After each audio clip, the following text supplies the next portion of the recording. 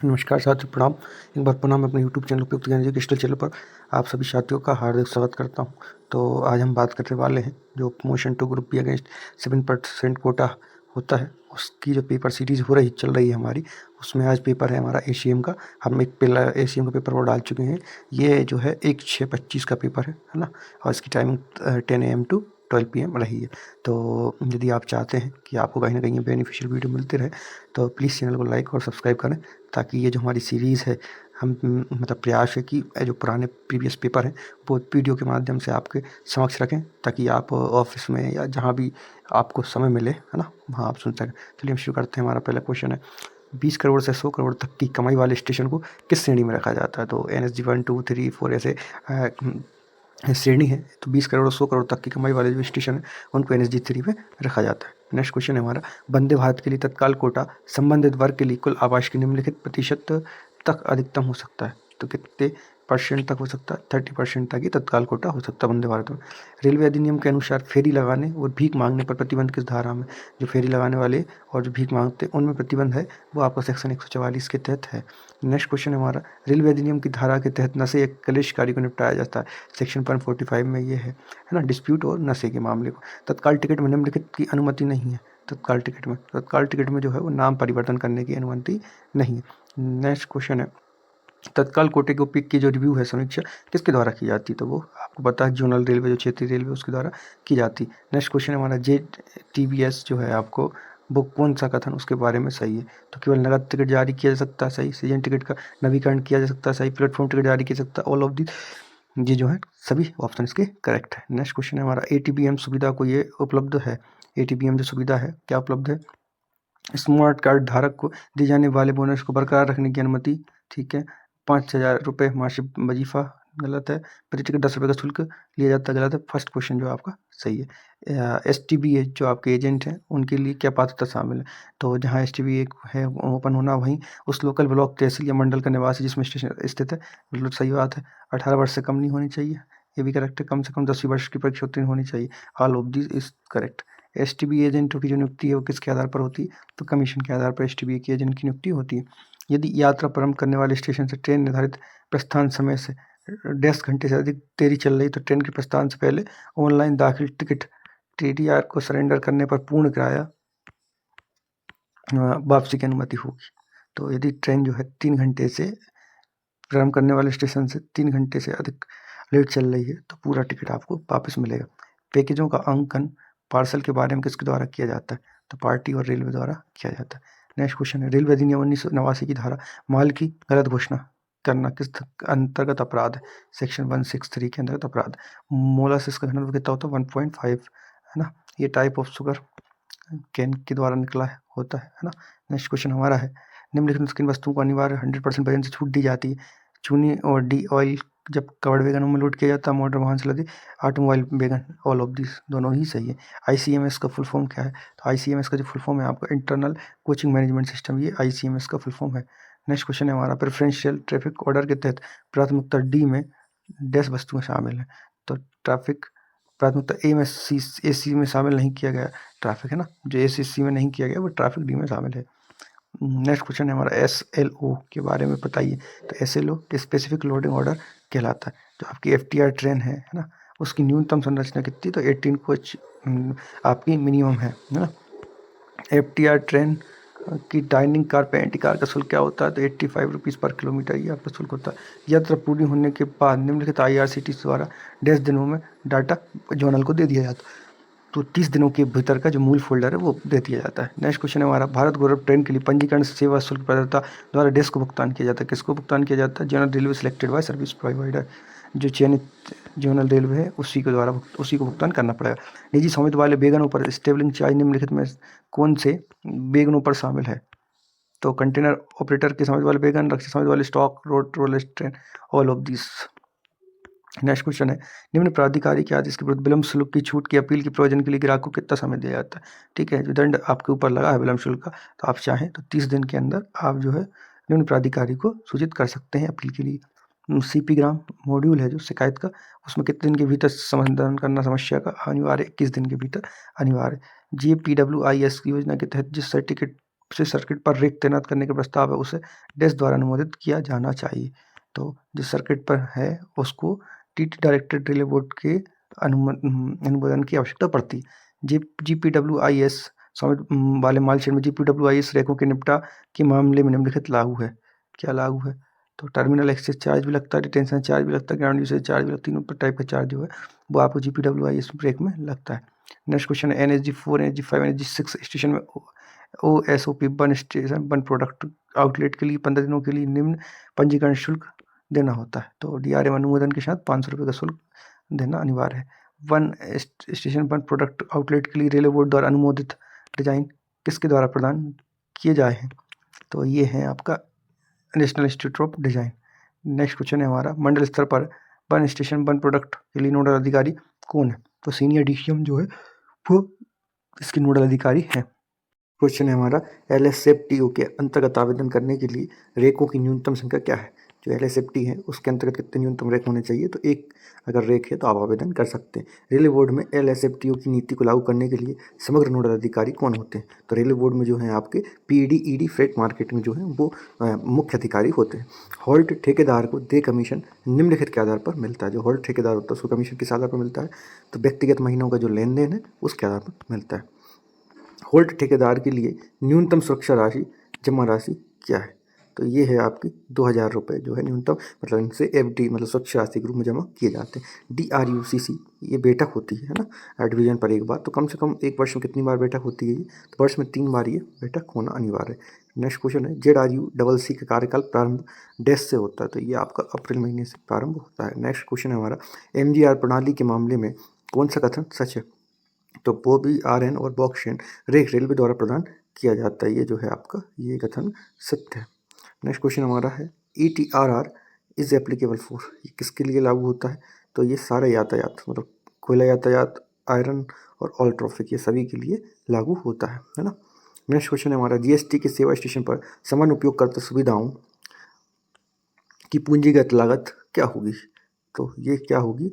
पूंजीगत लागत रेलवे द्वारा जो भी GST की सेवा स्टेशन पर जो सामान भी उपयोग करते हैं वो रेलवे द्वारा वहन किया जाएगा। GST सीमा नीति के अनुसार GCTO में से किन रेकों को बुकिंग कर सकते हैं? तो GCTO से आप फुल पार्सल पैक रेक, कोयला कुक और कंटेनर ट्रैफिक ये सभी प्रकार के रेक आप जो GCTO के द्वारा बुकिंग कर सकते हैं।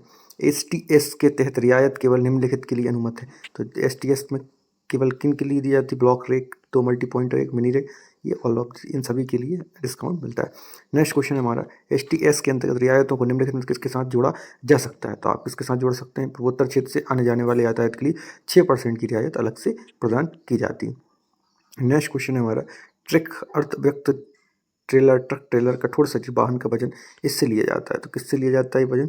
ग्राहक द्वारा घोषित राज्य के मेट्रोलॉजी विभाग द्वारा प्रमाणित टोल काटा से जो भी वजन है वो लिया जाता है। रोरो सेवा जो है ना, ये निर्दिष्ट सेवाओं में यात्रा न करने पर जुर्माना 1 महीने में कमी के लिए अनुमानित माल ढुलाई का कितने प्रतिशत होता है? तो ये आपका 5% होता है। नेक्स्ट क्वेश्चन है हमारा, रोरो सेवा के उद्देश्य से रेक में संशोधन की अनुमति किसके द्वारा दी जा सकती है? तो ये आपको RDSO के द्वारा अनुमति प्रदान की जा सकती है रेक में कुछ संशोधन करना हो तो। दर शाखा प्रणाली में डेटा की विश्वसनीयता के लिए कौन जिम्मेदार है? तो आपका जो है जोनल रेलवे है ये जिम्मेदार है। GST के लेखा और प्रेषण के लिए सरकारी प्राधिकरणों के साथ किसको पंजीकृत होना चाहिए? तो किसको पंजीकृत होना चाहिए? जोनल रेलवे को पंजीकृत होना चाहिए। शेन माल यातायात के लिए निम्नलिखित लागू हैं? तो क्या लागू हैं? ऑल ऑफ दिस ये जो है ये busy season charge, development season charge, इन्फ्रामेंट चार्ज ये सभी जो है ये लागू होते हैं। बिजी सीजन चार्ज ढकी हुई बैगनों में किसी वस्तु के लिए शुल्क किस शुल्क पर लगाया जाएगा? किस शुल्क पर लगाया जाएगा? तो आधार माल भाड़ा दर बेस्ट फ्रेट रेट पर लगाया जाएगा। नेक्स्ट क्वेश्चन है, कंटेनर यातायात के मामले में बिजी सीजन चार्ज किस अवधि के दौरान लगाया जाता है? तो वही आपका 1 अप्रैल से 31 मार्च के लिए लगाया जाता है। ग्राहक द्वारा माल ढुलाई के भुगतान के मामले में ऋण पत्र के स्थान पर समान शर्तों पर बैंक गारंटी प्रस्तुत करने की अनुमति कौन प्रदान कर सकते हैं? तो आपके जो है PFA और PCCM ऑफ जोनल रेलवे ये प्रदान कर सकते हैं। वह राशि जिसके लिए भुगतान किया गया है ERR इस स्थिति में जारी किया जाता है जब बैंक से निधि के ट्रांसफर करने की कोई पुष्टि नहीं होती है।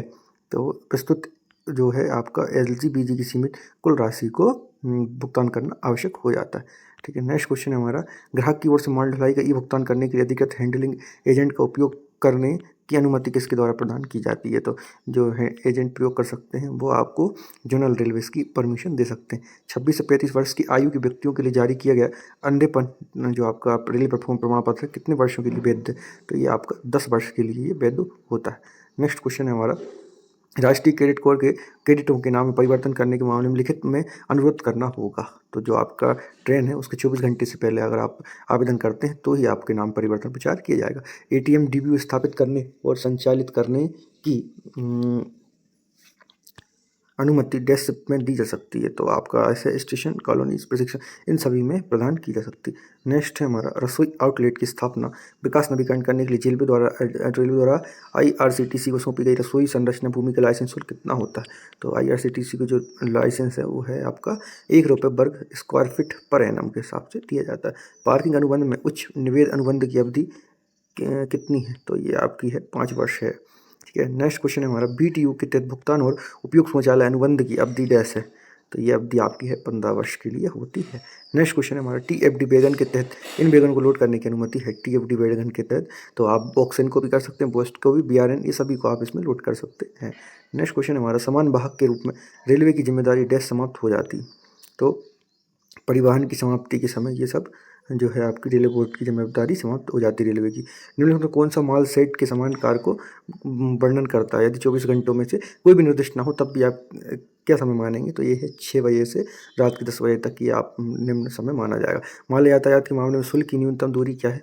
तो 100 किलोमीटर कम से कम ये आपकी न्यूनतम दूरी है। बिना पास या टिकट के या अधिक दूरी से अधिक यात्रा करने पर अतिरिक्त शुल्क और किराया वसूलना रेलवे अधिनियम 1989 की किस धारा के अंतर्गत लिया जाएगा? तो ये आपकी धारा 138 के अंतर्गत आपके ऊपर कार्रवाई की जाएगी। टीआईए की जांच करनी चाहिए कि जहां पार्सल आरआर को प्राप्त किए बिना वितरित किए गए हैं वहां प्रेषित द्वारा अपेक्षित प्रस्तुत किया गया है। तो यह है आपका इंडिमेंट्री बॉन्ड जो है प्रस्तुत करना अनिवार्य है। निम्नलिखित आय को विभाजित नहीं किया जाता। कौन सी आय को विभाजित नहीं किया जाता? विलंब शुल्क या देमरेज से प्राप्त आय को जो है विभाजित नहीं किया जाता। आईआरसी गुड ट्रैफिक भाग 1 खंड 2 के नियमों के अनुसार एक वस्तु जिसे गुड्स टैरिफ में दिए गए किसी भी मुख्य वस्तु शीर्ष में नहीं रखा जा सकता। किस में नहीं रखा जा सकता? तो जो है वेगन प्रकार के अनुसार कंपोजिट बेस फ्रेट पर किसी भी उसमें आप नहीं रख सकते।